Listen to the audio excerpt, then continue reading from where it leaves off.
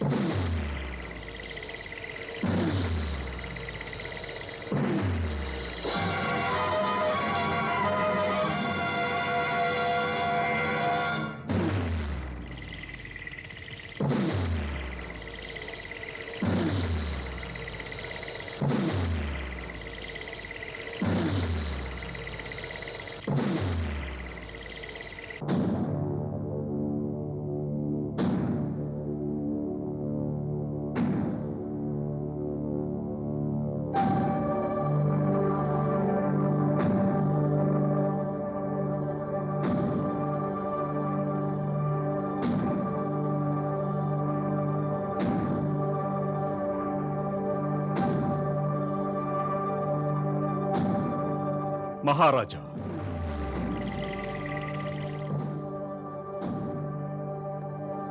చరిత్రే దీనికి సాక్ష్యం. మహామహాయోధులు, పరమ వీర శూరులు ఎన్నోసార్లు పరాజయాన్ని ఎదుర్కోవలసి వచ్చింది.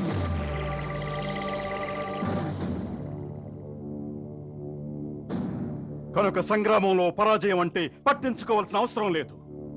ధైర్యాన్ని విడనాడేది భీరువులు కాని మనం కాదు.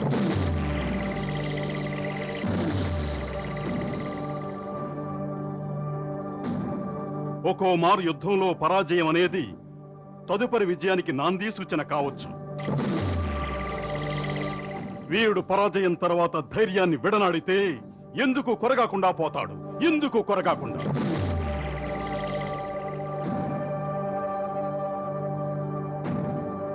నిజానికి ఒక యోధునికి ఓటమనేది తన పరాజయాన్ని మనఃపూర్వకంగా తాను అంగీకరించినప్పుడే మహారాజా.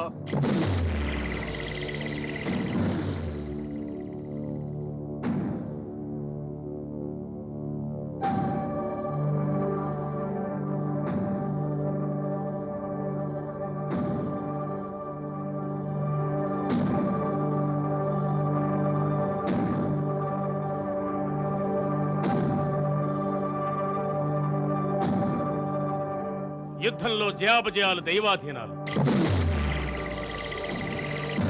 కానీ మనకు అదృష్టం కలిసి రాకుంటే విధి విపరీతంగా మారిపోతుంది.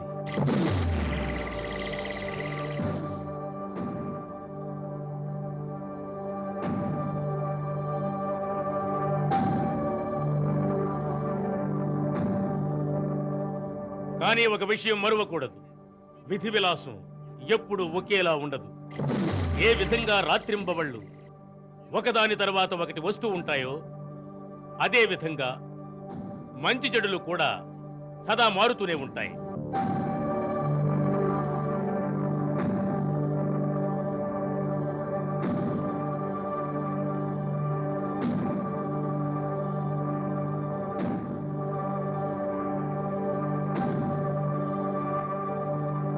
మనిషి యొక్క భాగ్యాభాగ్యాలు మనిషి చేతుల్లో ఎన్నడూ ఉండవు.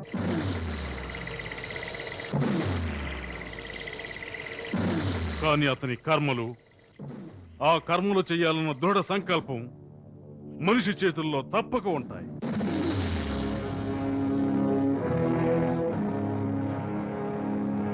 కేవలం ఒక్క పరాజయానికే నిర్వీరుడైన వాడు అసలైన వీరుడు కాడు.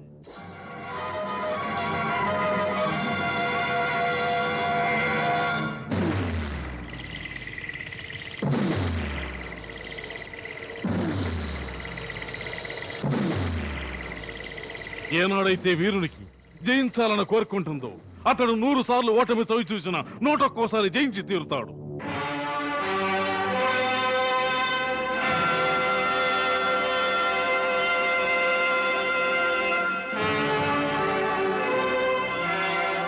చెడ్డకాలం వచ్చినప్పుడు భీరువు వలె భయపడి పారిపోకూడదు. అప్పుడే తమ దౌర్భాగ్యాన్ని భాగ్యంగా మార్చుకునేందుకు కార్యోన్ముఖులు కావాలి. అదే వీరుని యొక్క లక్షణం.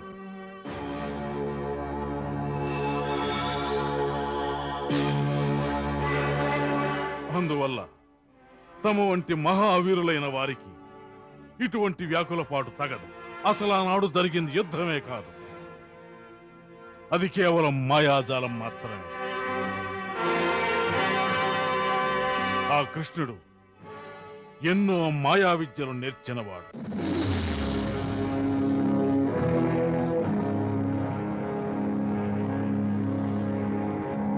అందుకే అతన్ని జయించాలంటే మనము మాయా విద్యలు నేర్వాలి. దాంతో అతని మాయలు నిర్వీర్యం చేయొచ్చు. ముందు ఏర్పాట్లు గావించండి.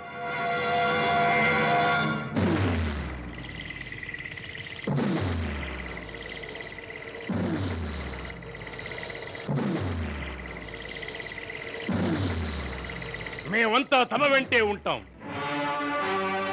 మేమిదే వాగ్దానం చేస్తున్నాం. 1 సంవత్సరం తిరిగే లోపల ఇంకా గొప్ప సైన్యాన్ని సమీకరించి మళ్ళీ తమ పతాకం కింద ఒకటిగా చేరి ఆ యదు వంశజులు చేసిన ఈ అవమానానికి ప్రతీకారం తీర్చుకునే తీరుతాం. అవమానం, ఘోర అవమానం. అవమానించబడ్డాం రుక్మి, మేము అవమానించబడ్డాం.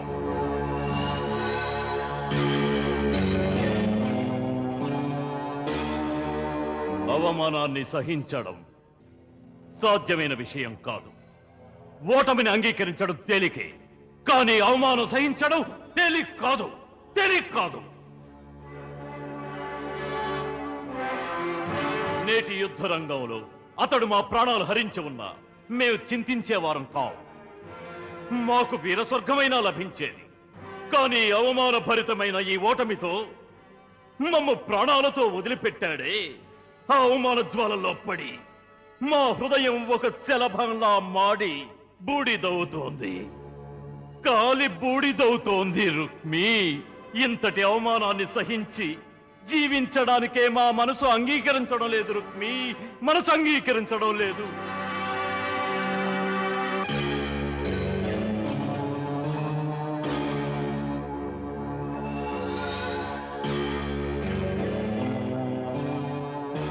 వాడు అహంకారంతో తమను ప్రాణాలతో వదిలిపెట్టాడు మిత్రమా.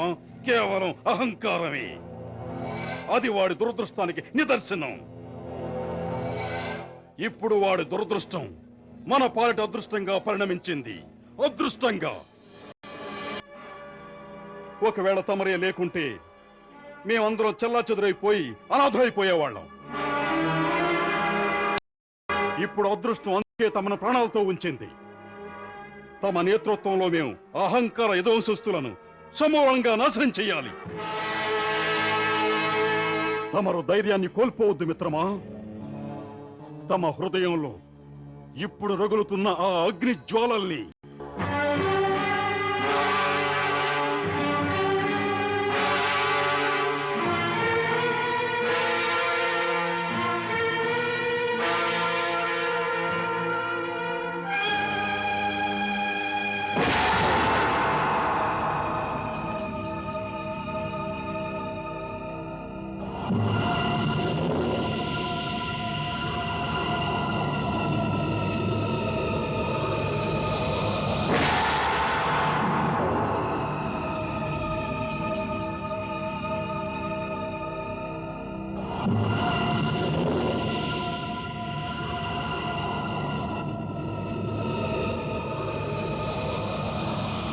మేము ఈ అగ్ని సాక్షిగా శపథం చేస్తున్నాం. మా హృదయంలో చెలరేగుతున్న ప్రతీకార జ్వాలలు ఎప్పటి వరకు ఆరనివ్వమంటే, ఎప్పుడైతే ఆ కృష్ణుణ్ణి, సమస్త యాదవ జాతిని సర్వనాశనం చేస్తామో అంతవరకు అంతవరకు.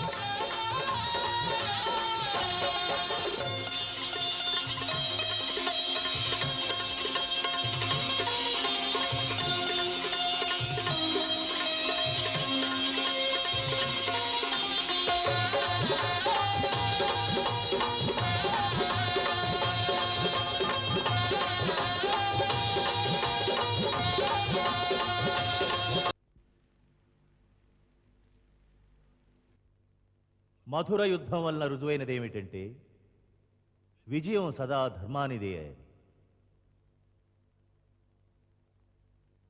మరి ధర్మానికి ఆధారం సత్యం. ప్రతినిత్యం నేను వచిస్తున్నాను, సత్యధర్మ మార్గాల్ని ఎప్పుడూ వదిలిపెట్టకూడదని. మనం చేసిన పొరపాటు ఈ ధర్మయుద్ధంలో మధురవాసులకు సహాయం చేయకుండా వారి శత్రువులకు సహాయం చేయడం. దాని పరిణామం ఏమిటంటే మనం మధురవాసులకు ముఖం చూపించలేకపోతున్నాం.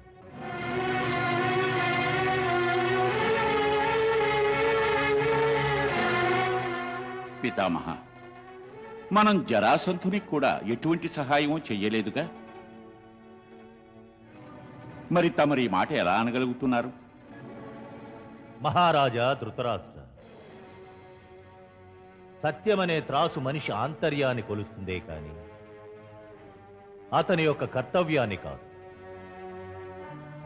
తమరు ఒకసారి ఆత్మక్షాళనం చేసుకుని తరువాత చెప్పండి, తమరు యాదవులకు సహాయం చేయకపోవడంలో ముఖ్యోద్దేశం ఏమిటి? అప్పుడు యాదవులు ఓడిపోవాలని కోరుకోలేదా?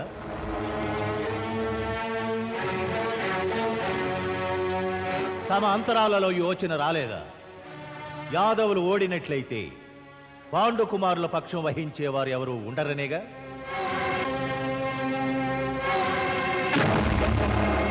అప్పుడు నిరాటంకంగా తమ పుత్రుడు దుర్యోధనుని యువరాజును చేసుకోవచ్చనేగా.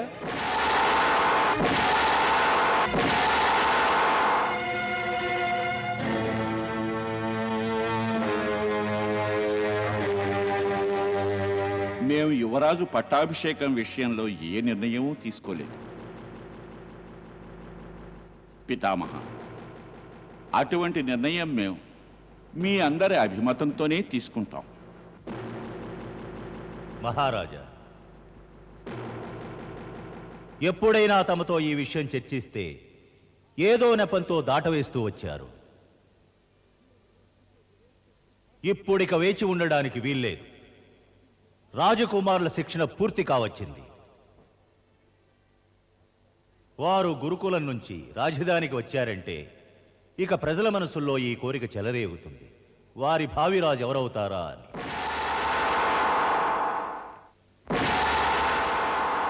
ఈ విషయంలోనే చెప్పదలుచుకున్నదేమిటంటే, ఇక పరిస్థితులు చేజారక ముందే తమరు చేయవలసింది కుమార యుధిష్ఠిరుని తమరు తమ యువరాజుగా తక్షణమే ప్రకటించి తీరవలసిందే.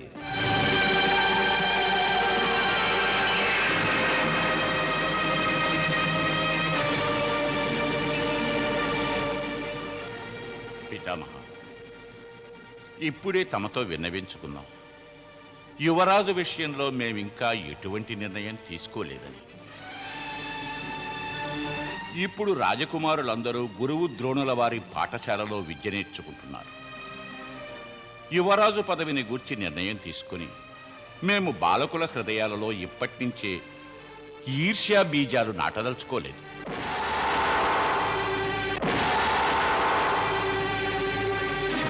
వారిని పెద్దవారిని కానివ్వండి, వారి శిక్షణ పూర్తి కానివ్వండి, తగిన సమయం వచ్చినప్పుడు మేం మీ నుంచి తప్పక సలహా తీసుకుంటాం ఎవరిని యువరాజుని చెయ్యాలి అని.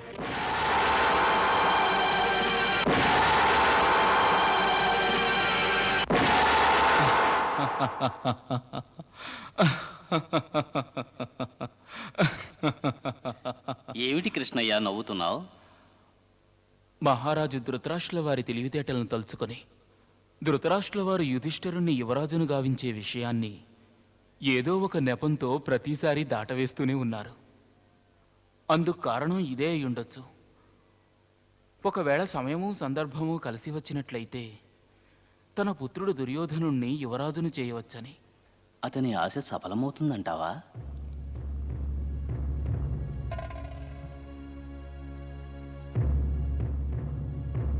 అవుతుంది అగ్రజ,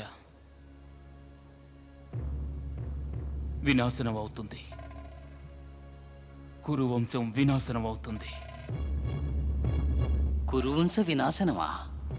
ఇప్పుడు ఎలా?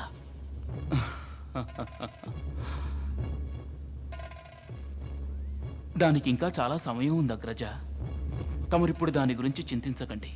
అయితే జరాసంధుని గురించి చింతించాలా? లేదగ్రజ, ఇప్పుడు ఆ అవసరం కూడా లేదు. ఎందుకంటే ఇప్పుడిక జరాసంధుడు మరో వత్సరం వరకు ఎదురు తిరగడు. అంతవరకు విధి విలాసాన్ని చూస్తూ ఉండండి, ఆనందిస్తూ ఉండండి.